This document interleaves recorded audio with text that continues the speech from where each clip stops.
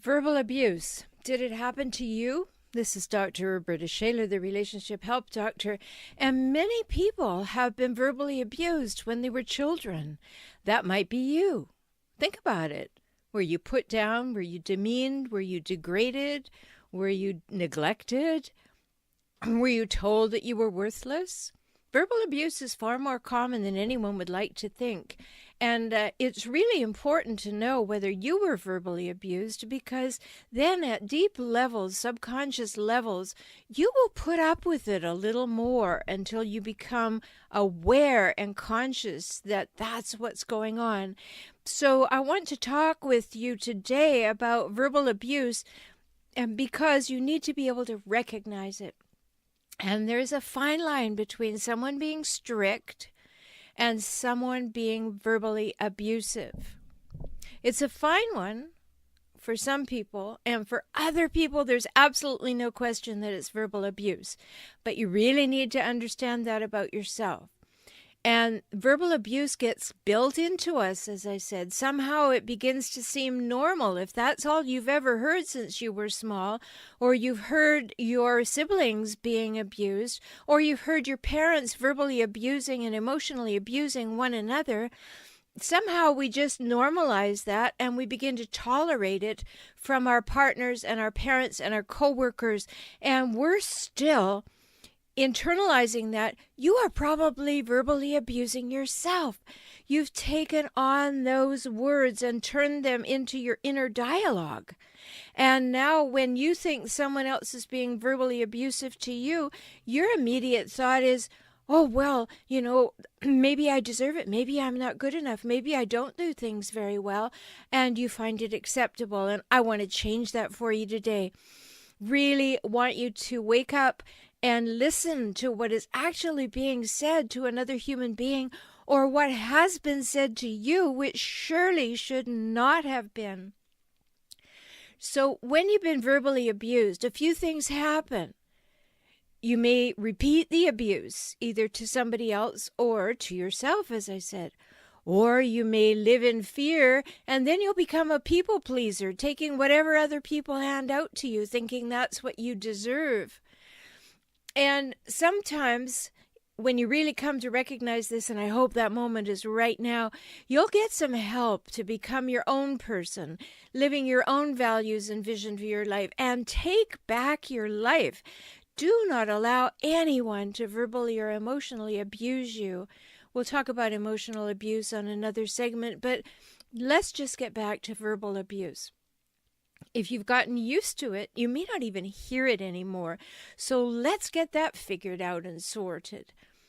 So all of those things, you repeat the abuse, you live in fear and become a people pleaser, or maybe turn yourself into a pretzel, or you get some help and you get back on track and you discover who you are without all of that baggage. That's what I help my clients to do. I'd love to help you do it. If that interests you, go to forrelationshiphelp.com. But all of those things did not include being verbally abusive to yourself or anyone else, particularly not to your children. Being verbally abusive gives the abuser a sense of power over someone. You know that. It's been well defined. I want to read you a little thing from the National Domestic Violence Hotline, where they're talking about being verbally abused by a partner. But it applies to any relationship. And they said, abuse is a repetitive pattern of behaviors to maintain power and control over an intimate partner.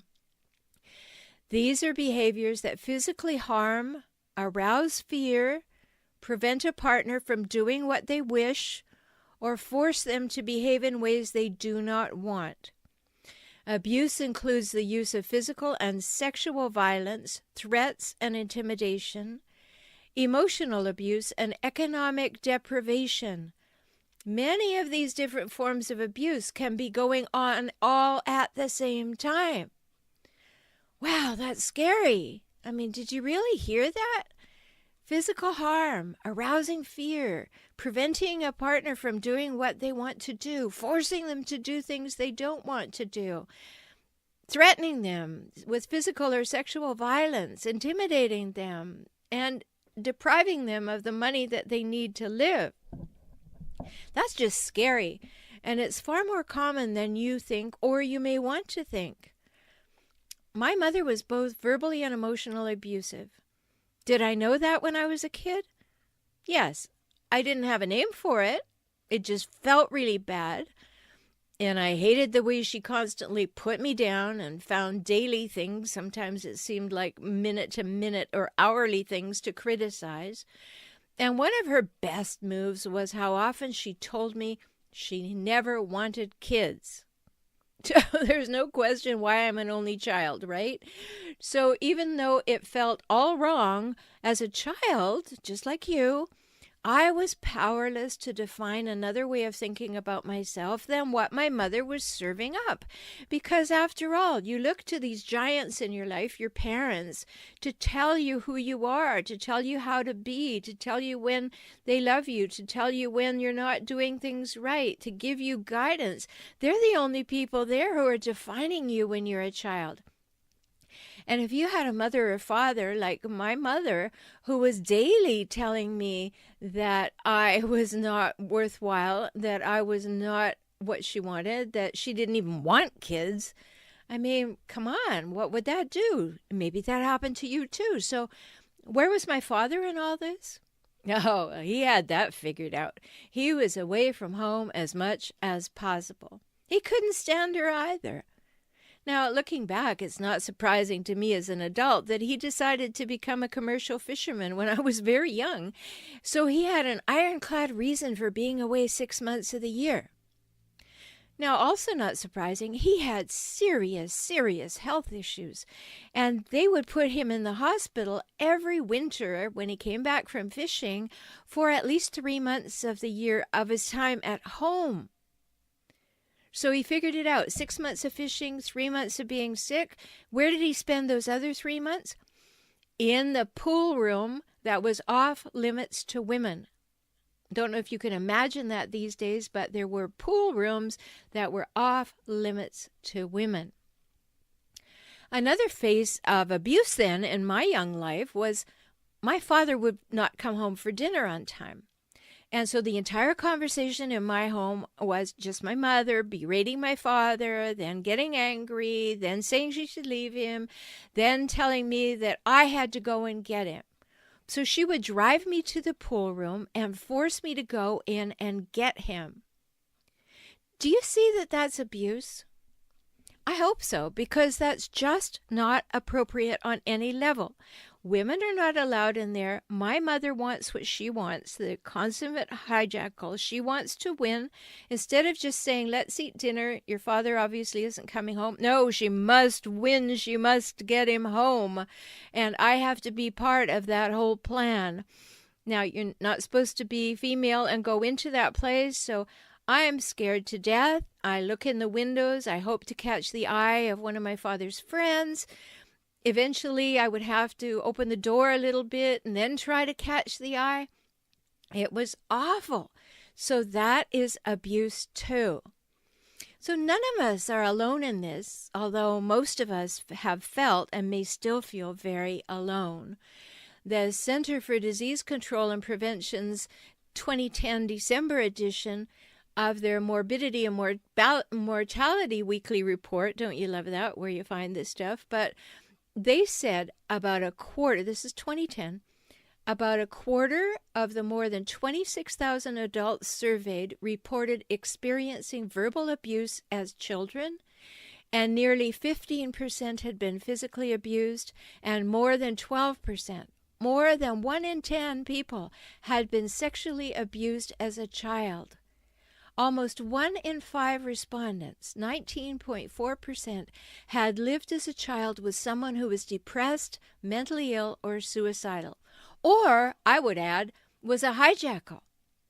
So because it becomes horribly normal, quote unquote, to those who have experienced it, you don't see it. You may well see it in others, but you don't see it in yourself. You've kind of downplayed it. You've kind of dismissed it. Oh, well, no, it happened, but it's in the past. And you don't get the full impact of that. Now, I've written a lot of articles about this, so just put my name in Google and you'll find them. Rhoberta Shaler, Rhobertashaler. Remember, Rhobertashaler. Because if you had a hijackal mother or father, it affected the fabric of your being, and you really need to understand that. So it becomes this horribly normal situation that you're verbally abused, and you may not actually get in touch with what happened to you, if ever, until you're trying to figure out what you can't find in a loving relationship, or why your relationship just isn't working, or why you've had several relationships and none of them actually worked. When the pain and loneliness, and I really mean that loneliness part, because you can feel horribly lonely, if not the most lonely, while you're in a relationship. And when that pain and loneliness become too much, you really need to get help. That's when you uncover what you absorbed in your early life, unintentionally, definitely without your permission, but it has been silently sabotaging your relationship life. And when you get some help, and get help from someone like me who has experienced hijackals in their life, it's not book learning. It comes from deep within them, and they've done the work and figured it out, and they can really help you because they can empathize with you. When you do that work, you can heal. You can stop feeling there's something wrong with you. You can give up blaming yourself. You can give up blaming your partner. You can find your own personal power. You can release yourself from the shackles of the past and finally feel freedom. And it can give you a new lease on life with your partner and your children. Not, of course, if you're with a hijackal, because now when you do that work, you're going to understand immediately why you attracted a hijackal in your life, and you need to change that too. So, verbal abuse, whether it's saved for behind closed doors, or it's being screamed in the neighborhood of the supermarket, it definitely has a negative effect on everyone, and it's far too common. It can be keeping you from experiencing love and respect and safety in relationships, and that's way too high a price to pay, and it just keeps costing. It keeps taking its toll until you see it, and you name it, and you eradicate it from your daily life. You really deserve that. And I hope you will look at this. I hope you will take some quiet time and sit down and say, wow, have I actually given myself the time to look at what happened to me? Because it's being reflected in what's happening now and how I feel about myself. Let me have a good look at that and maybe get myself some help.